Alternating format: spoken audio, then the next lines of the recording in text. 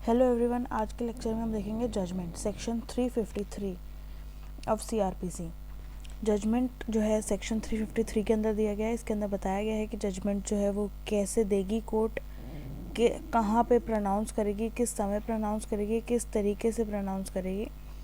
तो जजमेंट जो है heard every trial in a criminal court का जो भी ट्रायल होगा या फिर ओरिजिनल जुरिसडिक्शन में अगर केस को सुना गया है तो उस केस के ट्रायल के बाद एवरी ट्रायल मीन्स चाहे वो सेशन ट्रायल है, वारंट ट्रायल है, समन ट्रायल है, समरी ट्रायल है, कोई भी ट्रायल है, वो ट्रायल जैसे ही ख़त्म होता है उसके तुरंत बाद after the termination of the trial और एट सम सब्सिक्वेंट टाइम या फिर उसका कोई और सब्सिक्वेंट टाइम जो भी कोर्ट डिसाइड करेगी उस टाइम पे या फिर immediately after the termination of trial, जैसे ही ट्रायल ख़त्म होता है या फिर कोई और समय अगर कोर्ट ने निर्धारित किया है तो उस समय कोर्ट जो है जजमेंट को प्रोनाउंस करेगी ओपन कोर्ट के अंदर।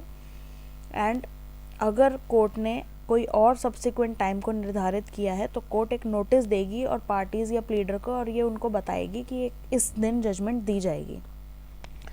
तो इससे हमें पता चल रहा है कि जो क्रिमिनल कोर्ट है वो अगर हर ट्रायल के बाद जजमेंट प्रोनाउंस करेगी तो उसको प्रोनाउंस करना है ओपन कोर्ट के अंदर।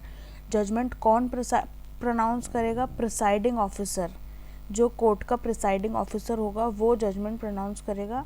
एंड इमीडिएटली कब प्रोनाउंस होगा? Immediately after the termination of the trial, जैसे ही ट्रायल ख़त्म होगा उसके तुरंत बाद और एट सम सब्सिक्वेंट टाइम। और लिखा है, इट मीन्स या तो ऐसे कर सकती है कोर्ट या ऐसे कर सकती है, इन दोनों में से कोई भी एक मेथड मोड यूज़ कर सकती है कि किस समय कोर्ट को जजमेंट प्रोनाउंस करनी है।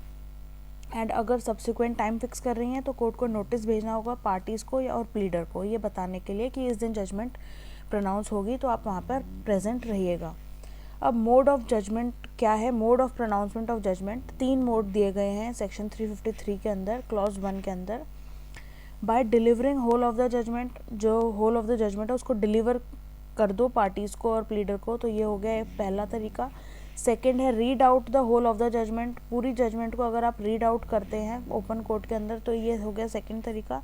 एंड थर्ड तरीका क्या है? By read out the operative part of the judgment, सिर्फ जो जजमेंट का ऑपरेटिव पार्ट है उसको आप रीड आउट करके पार्टीज़ और प्लीडर को बता दो। एंड प्लस एक्सप्लेन करना है सब्सटेंस ऑफ द जजमेंट को in language of the accused, जो भी अक्यूज या उसके प्लीडर को लैंग्वेज समझ में आती हो, उनके अंडरस्टैंडेबल लैंग्वेज हो इजीली, ताकि वो समझ जाए, तो उस लैंग्वेज में आप उसको एक्सप्लेन करेंगे सब्सटेंस ऑफ द जजमेंट, कि जजमेंट का सब्सटेंस क्या है, क्या निष्कर्ष निकला एक तरीके से, तो वो आप उसकी लैंग्वेज के अंदर उसको समझाएंगे।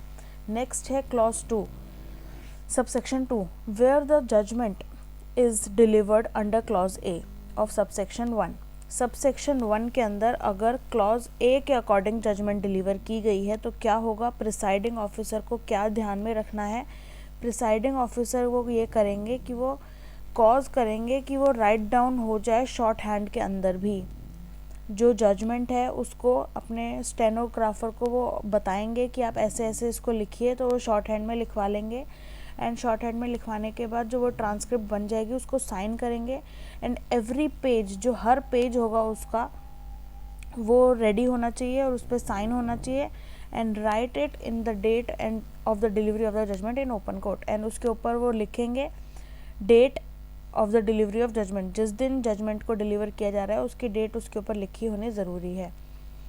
एंड सब सेक्शन 3 बात करता है वेयर जजमेंट जो है उसका सिर्फ ऑपरेटिव पार्ट अगर आप रीड आउट कर रहे हैं, जो कि कहाँ बताया है? सबसेक्शन 1 के क्लॉज बी के अंदर जो बताया गया है। तो अगर आप ऐसे जजमेंट को डिलीवर कर रहे हैं, जजमेंट को प्रोनाउंस कर रहे हैं, तो क्या होगा? एज द केस में भी it shall be dated and signed by the presiding officer in the open court, उस जजमेंट पे डेट होनी चाहिए एंड साइन होना चाहिए प्रिसाइडिंग ऑफिसर के द्वारा। And if it is not written with his own hand, and अगर जो प्रिसाइडिंग ऑफिसर है उसने जजमेंट को खुद नहीं लिखा है तो क्या होगा? Every page of the judgment, हर पेज जो होगा जजमेंट का उसके ऊपर प्रिसाइडिंग ऑफिसर के साइन होने ज़रूरी हैं। सबसेक्शन 4 बात करता है where the judgment is pronounced in the manner specified in clause C. अगर जो मैनर क्लॉज सी के अंदर दे रखा है सबसेक्शन 1 क्लॉज सी, मतलब सिर्फ ऑपरेटिव पार्ट अगर वहाँ पे हम रीड आउट करके बताते हैं, पूरी जजमेंट को रीड आउट नहीं करते हैं, तो क्या होगा। सी के अंदर हम ये बात कर रहे हैं कि the whole of the judgment को आपको उस पार्टी को या उसके प्लीडर को प्रोवाइड कराना पड़ेगा फ्री ऑफ द कॉस्ट। जो होल ऑफ द जजमेंट है या फिर कॉपी है उसकी, वो इमीडिएटली आपको प्रोवाइड करानी पड़ेगी फ्री ऑफ द कॉस्ट। अगर अक्यूज्ड जो है कस्टडी में है तो अक्यूज्ड को वहाँ पर लेके आया जाएगा जजमेंट को सुनाने के लिए। एंड अगर अक्यूज्ड कस्टडी में नहीं है तो क्या होगा, तो उसकी जज प्रेजेंस को, मतलब उसके जो उसको लाने के लिए कुछ उसको समन दिए जाएंगे, बोला जाएगा कि आप इस दिन वहाँ पर अटेंड रहिएगा एंड कोर्ट को अटेंड कीजिएगा क्योंकि उस दिन जजमेंट को प्रोनाउंस किया जा रहा है। एक्सेप्ट कोर्ट के पास अब ये पावर है कि वो उस पर्सन की, उस अक्यूज्ड पर्सन की अटेंडेंस को डिस्पेंस भी कर सकता है। कब कर सकता है, अगर वो जो ऑफेंस है, जो ट्रायल का निष्कर्ष निकल के आया है, वो जो जजमेंट है उसमें वो जज जो है, प्रिसाइडिंग ऑफिसर जो है, वो जजमेंट में उस अक्यूज्ड पर्सन को सेंटेंस दे रहा है या तो सिर्फ फाइन का या फिर जजमेंट है अक्विटल का। तो इन दो सिचुएशंस के अंदर उस पर्सन की, उस अक्यूज्ड पर्सन की पर्सनल अटेंडेंस को डिस्पेंस किया जा सकता है कोर्ट के द्वारा। कोर्ट के पास पावर है कि कोर्ट अक्यूज्ड की एब्सेंस में भी जजमेंट को प्रोनाउंस कर सकती है। किस केस के अंदर, किन सिचुएशन के अंदर, अगर जजमेंट जो है उसके अंदर सेंटेंस दिया जा रहा है उस पर्सन को केवल फाइन का एंड अक्विटल की जजमेंट है वो, तो ये दो सिचुएशंस के अंदर जज जो है, जो प्रिसाइडिंग ऑफिसर है ऑफ द कोर्ट, वो जजमेंट दे सकता है in the absence of the accused. Otherwise जो जनरल रूल ये है कि अक्यूज्ड का प्रेजेंस होना ज़रूरी है कोर्ट के अंदर जिस दिन जजमेंट को प्रोनाउंस किया जा रहा है।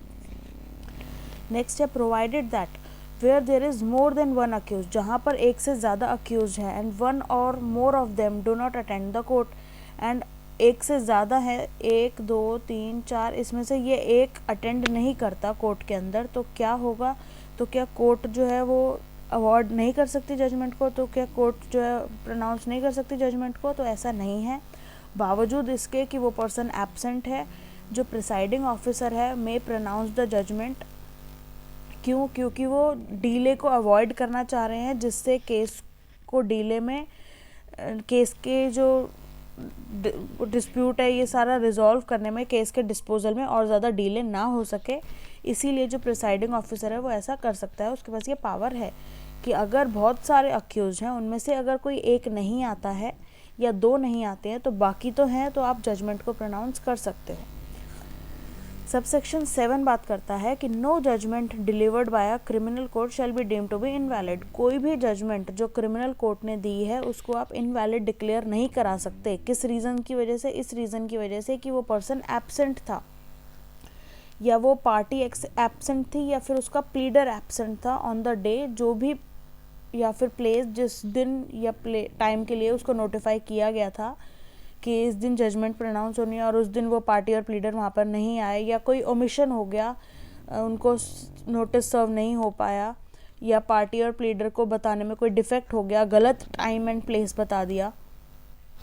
तो अगर ऐसा कोई डिफेक्ट होता भी है तो इस बेसिस पर, इस रीज़न की वजह से आप उस जजमेंट को इनवैलिड डिक्लेयर नहीं करा सकते।